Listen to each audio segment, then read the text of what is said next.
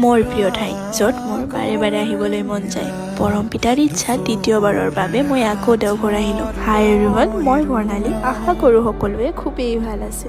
প্ৰথমতে গৈ ৰাখোঁ না মোৰ ট্ৰেভেল কৰাৰ এক্সপিৰিয়েঞ্চ আছে না ট্ৰেভেল ব্লগ বনোৱাৰ। গতিকে ফাৰ্ষ্ট ট্ৰাইত যদি মোৰ এই ভিডিঅ'টো ভাল হৈ যায় তেতিয়াহ'লে নেক্সট আৰু এটা বনাম, আৰু যদি নহয় তথাপি বনাম। চ' আমাৰ ট্ৰেইনৰ টাইম আছিল 1:30 নিউ বঙাইগাঁও টু দেওঘৰ, কিন্তু লেট হৈ গৈ 2:45 মানতহে আমাৰ ট্ৰেইন ষ্টাৰ্ট হ'ল। আৰু এয়া চাওক, মোৰ চিট পৰিছে একেবাৰে ওপৰত। প্ৰায় 7:30 মানত আমি ৰাতিৰ খানাটো খাই ল'লোঁ। এয়া মায়ে বনাই দিয়া ফ্ৰাইড ৰাইচ আৰু পনীৰ। আৰু এনেদৰেই ৰাতি পাৰ হৈ ৰাতিপুৱা প্ৰায় 7টামান বজাত আমি দেওঘৰ ষ্টেচন পাইছোঁ। আৰু এয়া চাওক ৱেডাৰ। এই ৱেডাৰত দেওঘৰ অহা আনন্দ এক্সপ্লেইন কৰিব নোৱাৰিম।